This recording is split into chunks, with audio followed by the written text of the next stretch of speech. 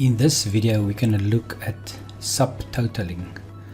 Subtotaling in Excel is a way of getting subtotals based on certain criteria. For instance, I've got here some sales information per department per region. Let's suppose I want to see the amount including tax per department. For subtotaling, the first thing you need to do is the grouping you want to get a subtotal by, you first need to sort. So I'll say I want it by department, so I click on the department, and in data I just sort it ascending, so you get advisory and then the other departments. So that's the first step in subtotaling. The subtotal function is on the data ribbon. If you go right to the right, there's a button subtotal. If I click on subtotal, you get this dialog box. So it says here, every time there's a change in number, so these are the fields. If you click on this drop down, there's the fields.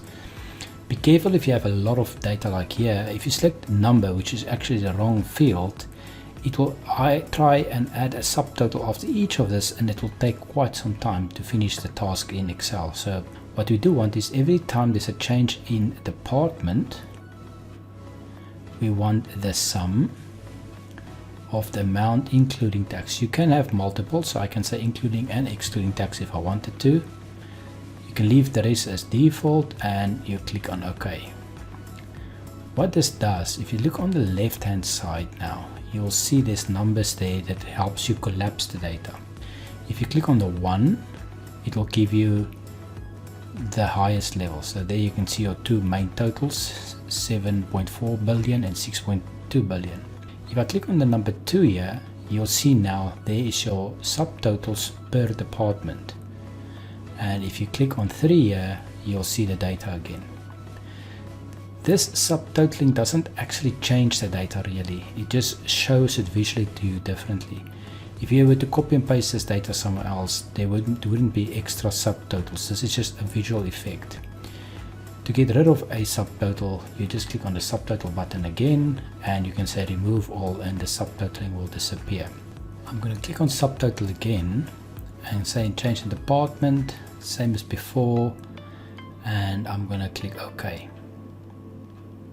If you look at the level like this, where you have the subtotal per department, this is one of the side effects of subtotaling. If I try and copy this, go to another sheet and paste it, it will actually just bring back all the data you already had before. So this doesn't really help. What you should do is when you select the data, on the home tab you click on find and select, and you click on go to special, and here after you selected the data, you select visible cells only. Now you press Ctrl C, go to a blank space and say for instance copy as values, and now the data is copied as values and not the data in between as well. So this is how you copy a subtotaling.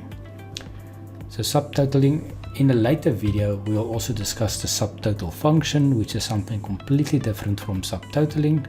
So again, to remove a subtotal from a page, just click on data, click on subtotal.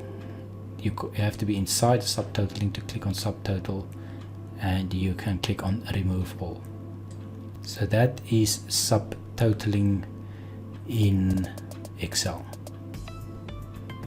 Hi, this is Anton from the Data Developer channel. If you've liked this video, please consider giving it a thumbs up below and subscribing to the channel. And thank you for watching.